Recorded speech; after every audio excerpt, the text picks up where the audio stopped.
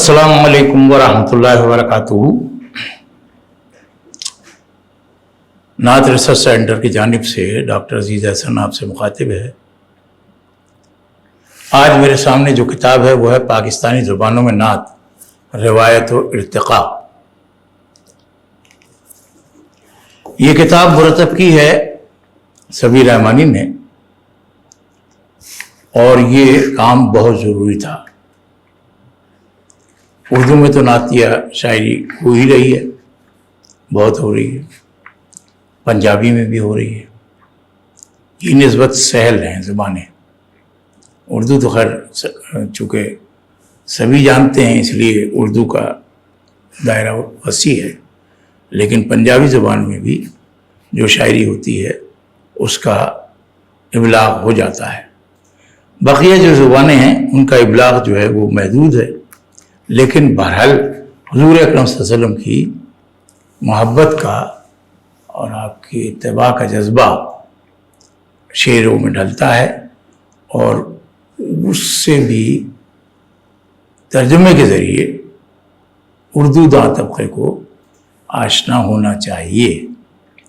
ये काम हमारे सबीर रहमानी ने इस किताब को मुरतब करके किया है। इस किताब पर बड़ी अच्छी राय दी है इस फिलैप में इफ्तिखार आरिफ ने और डॉक्टर अनवार अहमद ने। डॉक्टर इफ्तिखार आरिफ लिखते हैं कि मकाम मसरत इफ्तिखार है कि असर हाजिर में उर्दू नात के मुमताज़ शायर और स्कॉलर जनाब सबीर रहमानी के ज़ेर निगरानी आलमी शोहरत याफ्ता इदारा नात रिसर्च सेंटर पाकिस्तानी ज़ुबानों में नात के उन्वान से एक बड़ी किताब पेश करने की सआदत हासिल कर रहा है। जैसा कि नाम से ज़ाहिर है, इस किताब में पाकिस्तानी ज़ुबानों में सिन्फ़ नात के तख्लीक़ी सफ़र को तफसील के साथ पेश किया गया है। ये किताब एक ऐसी तहक़ीक़ के तौर पर मंज़र आम पर आ रही है जिसमें सिंधी, पंजाबी, हिंद को, बलोची, पश्तो, सराइकी, बरावी, कश्मीरी और गुजरी ज़ुबानों में सिन्फ़ नात में होने वाले बेशबहा काम पर उन ज़मानों के अकाबरीन तहक़ीक़ व तख्लीक़ की तहरीरें शामिल हैं। अब ये एक बड़ी बात है। इस किताब का इंतसाब है प्रोफेसर फ़तेह मोहम्मद मलिक के नाम। इसमें पहले पंजाबी ज़ुबान पर जो 3 मज़ामीन हैं और उसमें नातें हैं और उसका कुछ तर्जमे हैं। पंजाबी नातिया शायरी का इर्तिक़ा प्रोफेसर हफीज़ ताहिब, ये ख़ुद भी बड़े अच्छे शायर थे, उर्दू के भी पंजाबी के भी।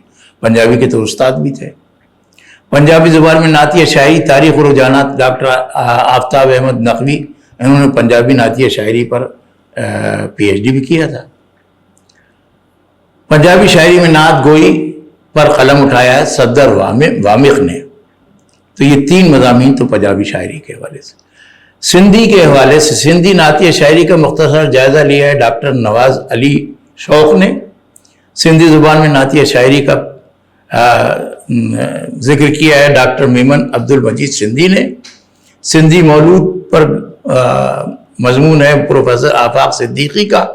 और सिंधी नातिया शायरी पर एक नज़र हाफिज़ हबीबुर रहमान सय्यार बख्शी ने। बलोची ज़ुबान के हवाले से 3 मज़ामीन हैं हमारे सामने। इसके अंदर बलोची में नातिया शायरी डॉक्टर इनामुल हक कौसर, बलोची में नात गोई कामिलुल क़ादरी, बलोची में नात गोई वाहिद बख्श बुज़दार। पश्तो नात का एक जायज़ा जावेद एहसास, पश्तो में नात गोई प्रोफेसर खातिर गज़नवी, पश्तो में नात सुल्तान फरीदी, पश्तो नात मुश्ताक अहमद, जदीद पश्तो अदब में नात गोई अशरफ बुखारी। सराइकी नात में जनाब हैं 4 मज़ामीन हैं। नात में क्लासिकी सराइकी शोरा का हिस्सा डॉक्टर मेहर अब्दुल हक, सराइकी में नात गोई के अनासिर डॉक्टर ताहिर तौसीफी, सराइकी शायरी में नात खुर्शीद रब्बानी, सराइकी में नात गोई वफा चिश्ती। बराहवी नात गोई में बरावी ज़बान में ہمارے یہاں یا اس کتاب میں 3 مضامین ہیں براہوی کے حوالے سے. براہوی نعت گوئی ڈاکٹر عبدالرحمن براہوی، براہوی نعت ڈاکٹر انعام الحق کوثر، براہوی ادب میں نعت گوئی حاجی عبداللطیف بنگل زئی. متفرق زبانیں یعنی کشمیری میں نعت گوئی ڈاکٹر صابر آفاقی نے لکھا ہے، ہندکو میں نعت گوئی پروفیسر خاطر غزنوی، گوجری نعت ڈاکٹر غلام حسین اظہر، کیمبل پوری بولی میں نعت ڈاکٹر ارشد محمود ناشاد.